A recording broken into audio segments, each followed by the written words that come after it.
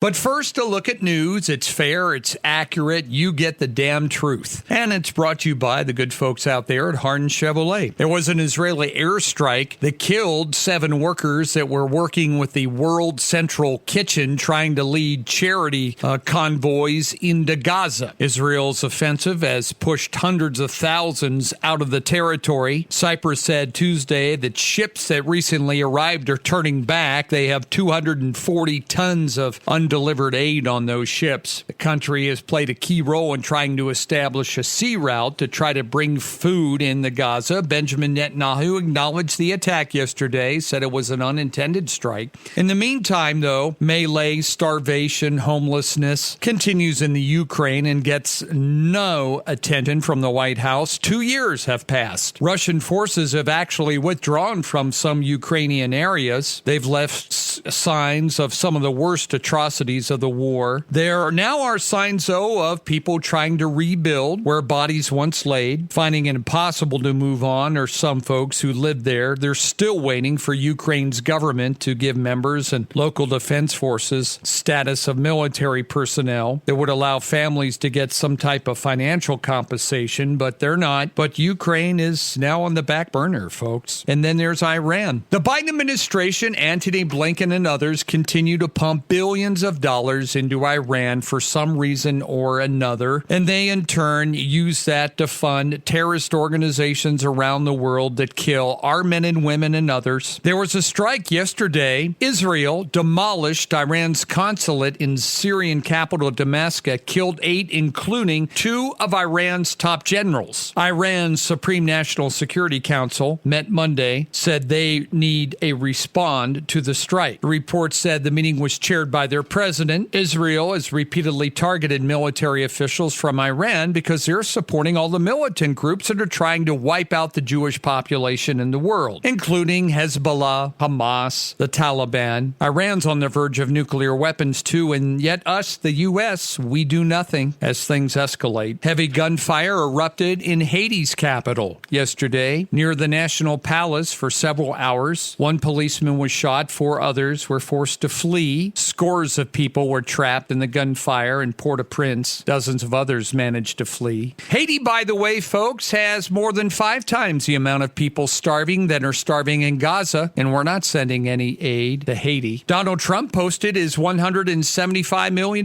bond yesterday. That stops collection of more than $500 million that some rogue judge decided he owed, even though no banks, no lending institutions even complained at all about the loans they gave Trump for his real estate ventures. An appellate court gave the former president 10 days to put up the money, and now that he has, he can have his case appealed. Trump's lawyer said he's looking forward now to vindicating his rights on appeal and overturning this unjust measure. Also yesterday, quietly, no news organizations covered it, but this one found it. A judge refused to toss out the tax case against Hunter Biden, moving that case closer as his father campaigns for a term as president. The judge, Mark Scarsi, on Monday denied 8 motions from the Biden administration to forget all of the charges, accusing Joe Biden's son of a scheme and avoid paying at least $1.5 million in taxes that they know of and living this extravagant lifestyle. Hunter Biden, of course, has pleaded not guilty to 9 felonies. His attorneys contend the prosecution is politically motivated. Your ass.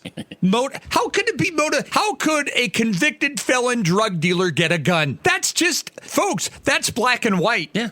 He did. He bought one as a felon. You're not allowed to do that. They want them all dropped. Said it's just politically. No, it's not. But see, you didn't hear this story yesterday. The others won't cover this. They covered the Trump story about him paying the $175 million bond and getting his appeal, but not the Hunter Biden story. Not yesterday. A 12-year-old student in Finland, Helsinki, opened fire at a secondary school there, killing 1 and wounding 9. Suspect was later apprehended. devastated. Armed police cordoned off the area. It's got 800 kids in it just outside the capital of Helsinki. The suspect and victims were 12 years old. The suspect was arrested with a handgun. The weapon used was registered. Minimum age of criminal liability in Finland is 15 years, which means the suspect who did the shooting can't even be formally arrested in Helsinki. Yes, folks, it happens other places too with strict gun laws in this world that we live in. Hey, officials said the U.S. Coast Guard has opened up a temporary alternate channel for vessels clearing debris at the site of the Francis Scott Key Bridge. The coordinator said Monday it's an important first step along the road to reopening the Port of Baltimore. Crews are working to remove steel and concrete at the site of that collapse. The ship's owner and manager have filed a court petition seeking to limit their legal liability to under $44 million. Authorities believe 6 workers plunged to their deaths. 2 of the bodies have been recovered. They still continue to look for the other 4. They're finding it's more complicated than they originally hoped, according to the U.S. Coast Guard. Crews used that large crane yesterday to lift a 200-ton span of bridge out. That took 10 hours just to get that one out. They're going to lift another 350-ton piece out of the way today. They'll have to clear out the debris in that channel, navigate it, make sure it's open, won't cause any problems for any ships, but could have it open soon to at least some barge traffic, which, see, everybody jumped the gun last week in panic that this was going to close the shipping channel for months and months, and it would ruin eastern seaports. And folks, they almost have one of the channels clear, ready to go by the end of today. By the way, there was a report yesterday that said there's thousands of bridges in poor condition in the area. Inspectors consider 7% of our nation's bridges to be in poor condition. 7%, according to federal data. Deterioration, specifically problems affecting the pipes and beams that keep a bridge upright, require repairs. What happened to all the infrastructure money? The $1 trillion that we spent there, where is that going? Well, it should be going to bridge repair, road repair. 16,000 bridges were rated poor 10 years ago. Now 22% are rated poor. The infrastructure law provided a bridge investment, $40 billion allocated for bridges. Only a fraction, though, of the $300 billion they said needed to make repairs nationwide, according to estimates. So where's the other $1.2 trillion going? U.S. highway safety regulators said that traffic deaths fell last year by 3.6%. 41,000 people were killed on our nation's roadways, according to the National Highway Traffic Safety Administration. Second year in a row, fatalities decreased. 42,000 people died in those crashes in 2022. 7th straight quarterly drop that we have seen in traffic deaths, even though people are driving more, according to the Federal Highway Administration. Americans drove 67.5 billion more miles last year than the previous year. That's a 2.1% increase. But we're driving more and we have less deaths, but yet our auto insurance rates are going up and up and up. Cost of things, inflation, driving it. The mayor of Colombia said their second largest city down there in Bogota, they've banned prostitution now, arguing it's necessary. The mayor down there said the ban will be enforced in 2 neighborhoods that teem with trendy bars and clubs that are frequented by thousands and thousands of tourists. He said, we have to recover control of this area.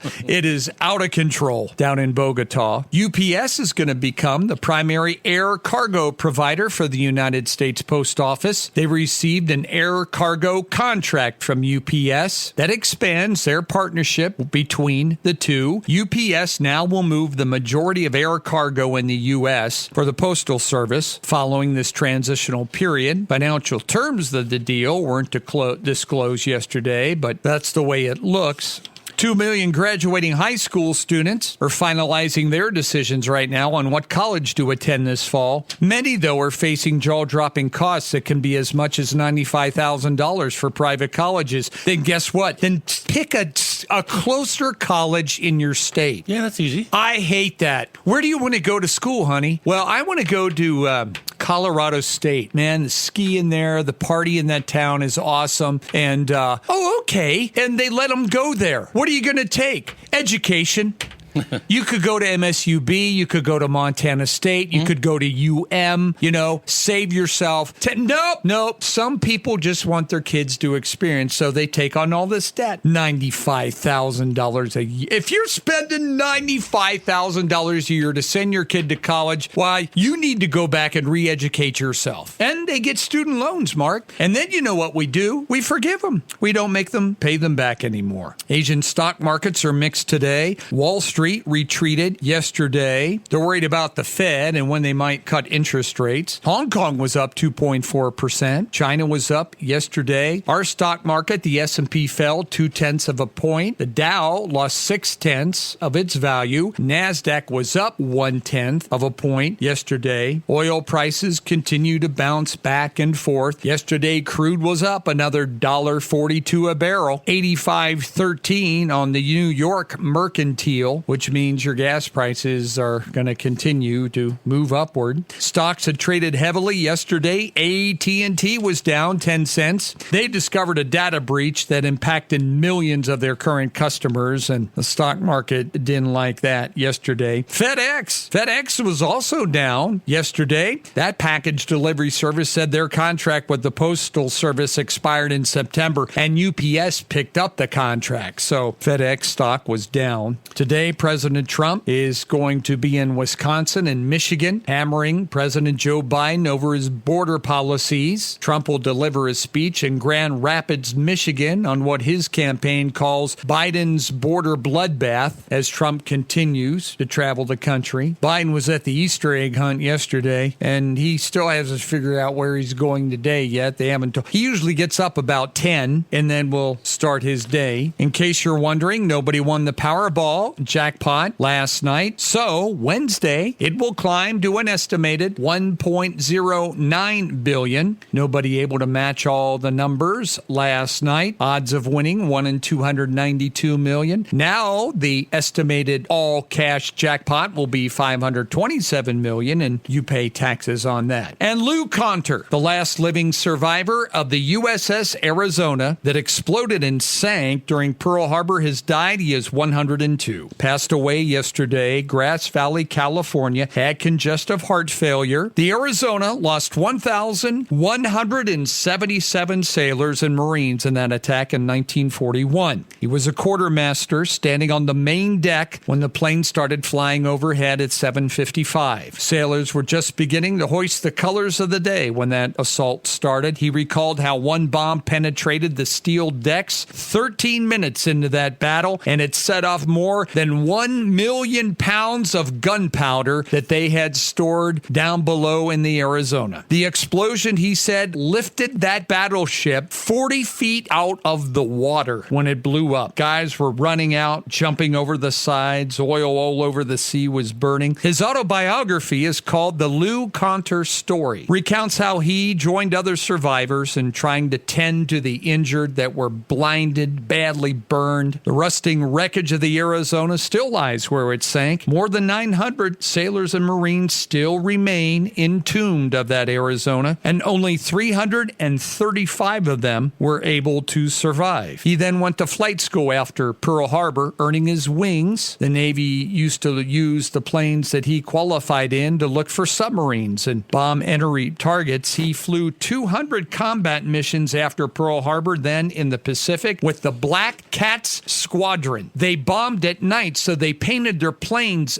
black so they were harder to see at night. He and his crew were shot down in the waters over New Guinea. He said they had to avoid the sharks. One sailor said they expressed doubt they would even survive as they watch others being eaten alive by the sharks in the water. He said you don't ever panic in that kind of situation. In the late 50s, he was made the Navy's first SEER officer, an acronym for Survival, Evasion, Resistance, and Escape. He retired in 1967. He was born in Wisconsin. He enlisted in the Navy when he was 18 years old, folks, and they paid him $17 a month. Told his family he loved all the men that he served with. He said he's at peace. He's glad he didn't suffer as much as other men. Married his wife, Val, survived by one of his sons. The family plans to bury him in Grass Valley right next to his late wife, Valerie. She died in 2016. They were married for 45 75 years. There are now 19 survivors of the Pearl Harbor attack still living. That's it. 19 left. 87,000 military personnel were there on December 7th. In his later years, he became a fixture at the annual remembrance ceremonies in Pearl Harbor that the Navy and National Park Service always had after the attack. When he lacked the strength, though, to attend in person, he recorded a video message for those who gathered to watch remotely from his home in California. In 2019, when he was 98, he said he liked going to remember all his buddies who lost their lives there. He said it was always good to come back, pay respect. He could see it happen in his eyes as he was there that day. The 2,403 men that died at the scene, he said, are heroes, and we have to honor them forever. He said, every time that I think I should be stressed, he said, I thought of what happened on that day on December 7th. So Joe Conter died yesterday at his home at age 102. In sports, got the men's Final Four set. Now we have the women after last night. Iowa in a really great game with LSU outlasted them, so they'll face UConn, who's beaten USC, and South Carolina, NC State. Both those games are Friday